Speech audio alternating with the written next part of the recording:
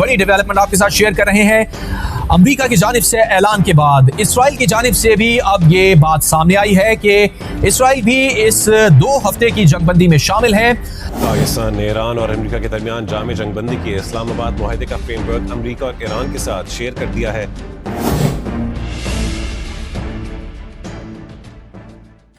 دنیا کی جیو پولیٹکس میں اکثر ایسے موقع آتے ہیں جب بڑی طاقتیں ایک دوسرے کو مٹانے کے لیے، دھمکیاں دینے کے لیے ایک دوسرے کے ساتھ لڑتی ہیں، مگر پردے کے پیچھے کوئی تیسرا خاموشی سے صلح کی راہ ڈھونڈ رہا ہوتا ہے یا نکال رہا ہوتا ہے۔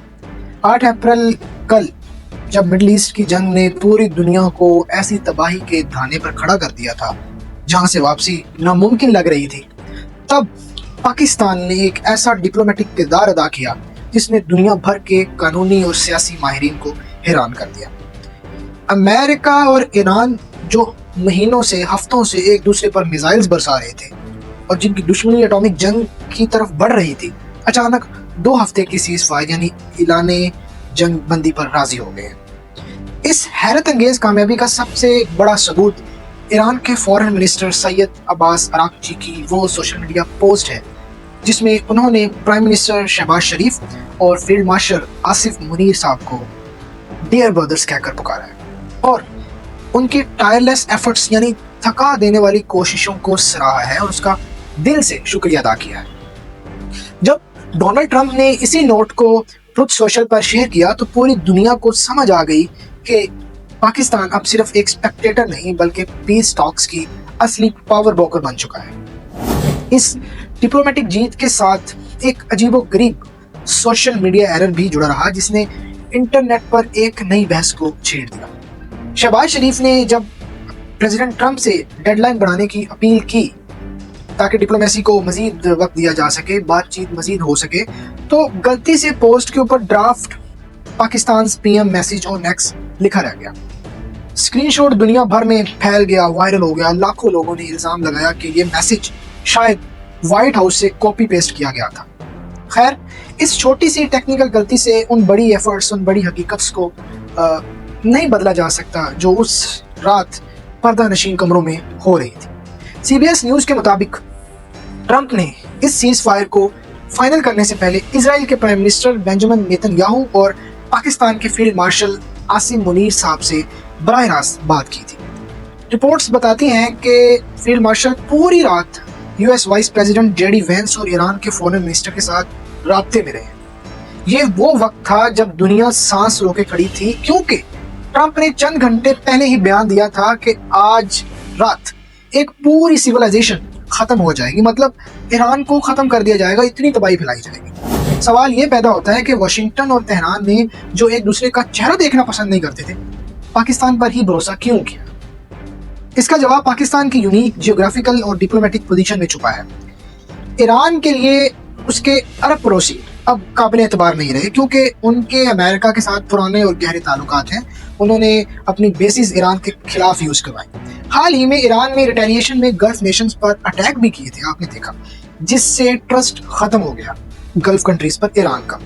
پاکستان کی سچویشن مختلف ہے، ہمارا ایران کے ساتھ بارڈر ملتا ہے، ہماری تاریخ جڑی ہے، اور سب سے بڑی بات یہ کہ اسرائیل کے ساتھ ہمارے کوئی ڈپلومیٹک تعلقات نہیں ہیں۔ ایران اس چیز سے ہمارے ساتھ محبت کرتا ہے۔ تہران کے لیے یہ ایک بہت بڑا پوائنٹ ہے کہ پاکستان ہمیشہ فلسطین ایشو پر ان کے ساتھ کھڑا نظر آتا ہے۔ دوسری طرف امریکہ کے لیے فیلڈ مارشل آصف منیر صاحب اب ان کے فیورٹ فیلڈ مارشل بن چکے ہیں، جیسا کہ ٹرمپ نے بارہا بار بتایا۔ اسلام آباد نے پچھلے 1 سال میں ٹرمپ کے بورڈ آف پیس میں شامل ہو کر واشنگٹن کے ساتھ اپنے تعلقات کو نئے سرے سے مضبوط کیا ہے، اور یہ ساری کاوشیں پاکستان کے ڈپلومیٹک پروسیجرز کے تھرو ہوئی ہیں۔ آصف منیر صاحب کے دونوں ملکوں کے ڈیفنس اسٹیبلشمنٹس کے ساتھ تعلق ہیں، لنکس ہیں، انہوں نے براہ راست ان لوگوں سے بات کی جہاں ڈپلومیٹس اس چیز کی راستہ نہیں نکال سکتے بات چیت کا۔ پاکستان کی اس کوشش کے پیچھے صرف کوئی جیو پولیٹیکل شوق نہیں تھا بلکہ ہماری اپنی اکانومی اور سروائیول کا سوال تھا۔ مہنگائی آسمان کو چھو رہی ہے، پاکستان اپنی انرجی کی ضرورت کے لیے ہمیشہ سے مڈل ایسٹ کے آئل پر ڈیپینڈنٹ رہا ہے، ہمیشہ ہم امپورٹڈ آئل یوز کرتے ہیں۔ اسٹریٹ آف ہارموز کی بندش اور ایران اسرائیل کشیدگی نے گلوبل فیول پرائسز کو آسمان پر پہنچا دیا تھا۔ آپ نے پچھلے 1-2 دنوں میں پیٹرول کا ریٹ دیکھ لیا ہوگا، جس کا سیدھا اثر ہمارے پیٹرول پمپس پر پڑا ہے۔ ہماری ریمیٹنسز رک گئی ہیں، $30 बिलियन आता है। फॉरेन एक्सचेंज रिजर्व्स पर दबाव पड़ गया है और मुल्क के अंदर आयतुल्ला खामनेई की शादी के बाद होने वाले एहतजाज ने लॉ और ऑर्डर की सिचुएशन को ख़राब कर दिया। हमारे लिए सीज़ फायर सिर्फ दुनिया के सुकून नहीं था, बल्कि अपनी डूबती हुई इकोनॉमी को बचाने का एक ही रास्ता था, जो हमने कर दिखाया। पाकिस्तान ने इससे पहले 29 मार्च को तुर्की, सऊदी अरेबिया और इजिप्ट के फॉरेन मिनिस्टर्स को इस्लामाबाद बुलाया था ताकि एक यूनाइटेड मुस्लिम फ्रंट बनाया जा सके। ये वही ब्लैक चैनल मेहनत थी जिसने पाकिस्तान को यूएस के 15 पॉइंट प्रपोजल को ईरान तक पहुंचाने और फिर उसका रिस्पॉन्स वापस वाशिंगटन तक ले जाने के काबिल बनाया। ये एक बैक चैनल था। पाकिस्तान की इस कोशिश के पीछे चाइना की सॉलिड बैकिंग भी शामिल थी, जिसने इस्लामाबाद की क्रेडिबिलिटी को जरा और बढ़ा दिया, 4 चांद लगा दिए पाकिस्तान की क्रेडिबिलिटी को। चाइना ने अपनी इन्वेस्टमेंट को महफूज रखने के लिए पाकिस्तान को ग्रीन सिग्नल दिया कि वो मीडिएटर के तौर पर उभरे, मीडिएटर का किरदार अदा करे, सुलह सफाई के लिए आपस में सुलह सफाई के लिए अंदर आए। पाकिस्तान ने इस मौके का भरपूर फायदा उठाया और दिखा दिया कि वो सिर्फ कर्जा लेने वाला मुल्क नहीं है, बल्कि ग्लोबल क्राइसिस हल करने वाला खिलाड़ी भी है, प्लेयर भी है।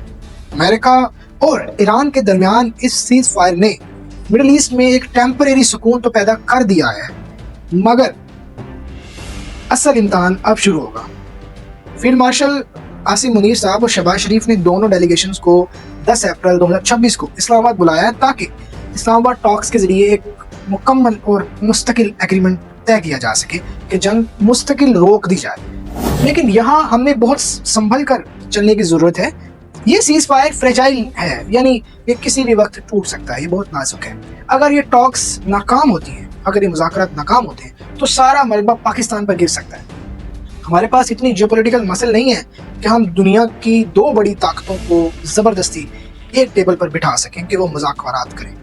अगर दोबारा जंग शुरू हुई तो पाकिस्तान कैच 22 सिचुएशन में फंस जाएगा।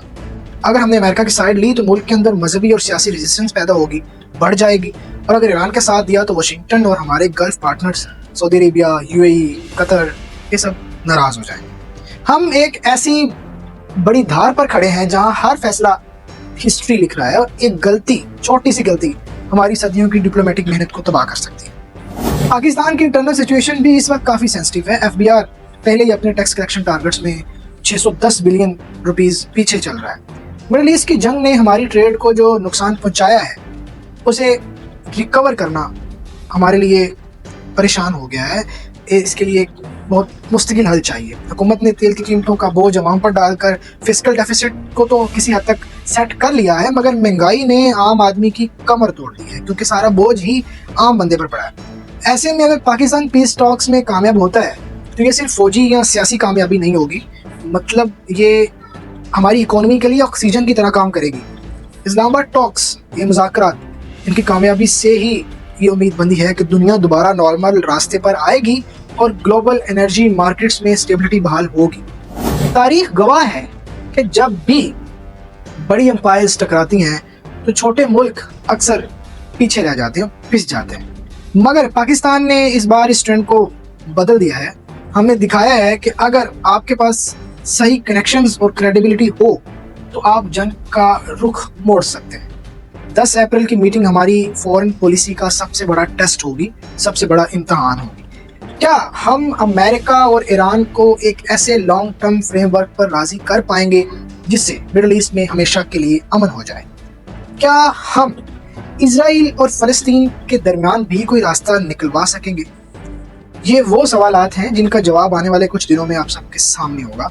हमारी मज़ीद वीडियोस भी आएंगी इसके ऊपर, लेकिन उससे पहले ये समझना ज़रूरी है कि अमन कोई परमानेंट मंजिल नहीं है, बल्कि एक मुसलसल प्रोसेस है। 2026 का ये साल पाकिस्तान की तहरीक का वो मुकाम है जहां हमने अपनी मट्टी से दुनिया को अमन का पैगाम दिया है। कल रात आपने जो देखा, जंग के इस माहौल के बाद की एक खामोशी दर हकीकत उन खामोश कोशिशों का इनाम है जो इस्लामाबाद के कॉरिडोर्स में पूरी रात जारी रही। हमारे जो लीडर्स ने वर्किंग की, पाकिस्तान ने दुनिया को तबाही से बचा तो लिया है, तबाही के धाने से वापस तो ले आए हैं कि वो साउथ एशिया का एक अहम और जिम्मेदार मुल्क है। ये साबित किया है हमने रातों रात जंग तो रुकवा दी है, मगर अब असली जंग उस अमन को कायम रखने की है।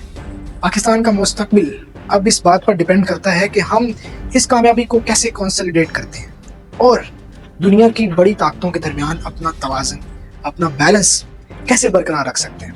ہر عام پاکستانی آج اس امید کے ساتھ دیکھ رہا ہے کہ شاید یہ اسلام آباد ٹاکس ہمارے ملک اور پوری دنیا کے لیے ایک نیا اور پرسکون راستہ نکال سکے۔ آج کی ویڈیو میں اتنا ہی، مزید ایسی ویڈیوز کے لیے میرا چینل سبسکرائب کریں۔ اللہ حافظ۔